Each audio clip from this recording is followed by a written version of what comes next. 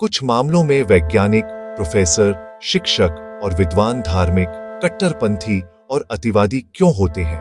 दुर्लभ मामलों में कुछ वैज्ञानिक, प्रोफेसर, शिक्षक और विद्वान जटिल और अत्यधिक व्यक्तिगत कारणों से धार्मिक, कट्टरपंथी या अतिवादी विश्वास रख सकते हैं। उनकी पृष्ठभूमि, व्यक्तित्व, परिवेश और अनुभव सभी इन दृष्टिकोणों में योगदान कर सकते हैं। ऐसा कभी कभी क्यों हो सकता है, यहाँ बताया गया है। 1.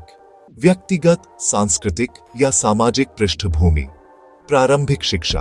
कुछ व्यक्तियों का पालन पोषण ऐसे समुदायों या वातावरण में होता है जहां प्रबल धार्मिक, कट्टरपंथी या वैचारिक मान्यताएं आदर्श होती हैं। यह प्रारंभिक समाजीकरण उनके शैक्षणिक क्षेत्र में आगे बढ़ने के साथ साथ उनके विश्वासों को भी प्रभावित कर सकता है।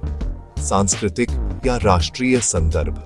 कुछ समाजों में धर्म या विशिष्ट वैचारिक दृष्टिकोण राष्ट्रीय पहचान, देशभक्ति या सामुदायिक जुड़ाव से गहराई से जुड़े होते हैं, जिससे ये विचार सभी व्यवसायों में उच्च शिक्षित लोगों में भी अधिक प्रचलित हो जाते हैं।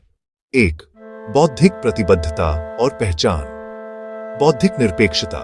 कुछ उच्च शिक्षित व्यक्ति निश्चितता या निरपेक्ष ढांचे की तलाश कर सकते हैं।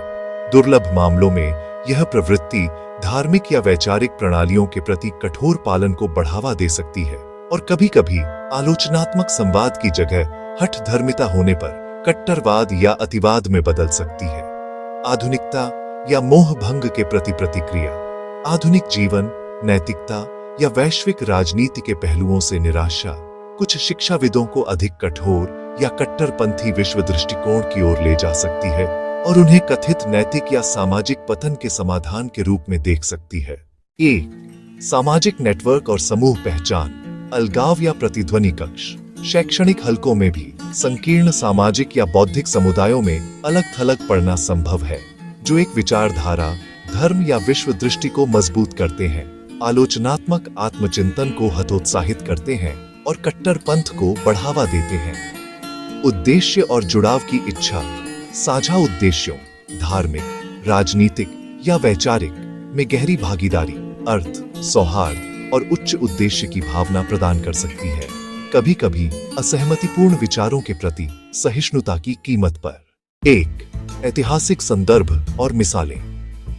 इतिहास में उदाहरण।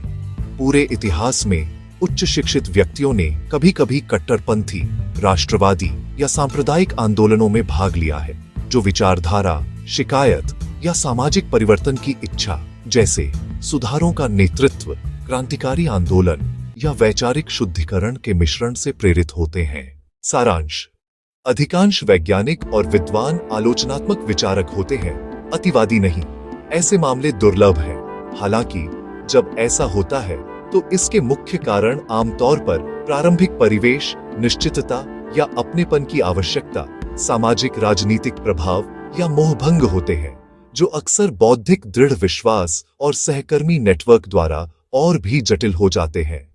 विश्वास की विविधता गहन धार्मिक से लेकर नास्तिक, उदारवादी से लेकर कट्टरपंथी तक हर क्षेत्र में पाई जा सकती है, लेकिन शिक्षा कट्टरपंथ या अतिवाद से प्रतिरक्षा की गारंटी नहीं देती।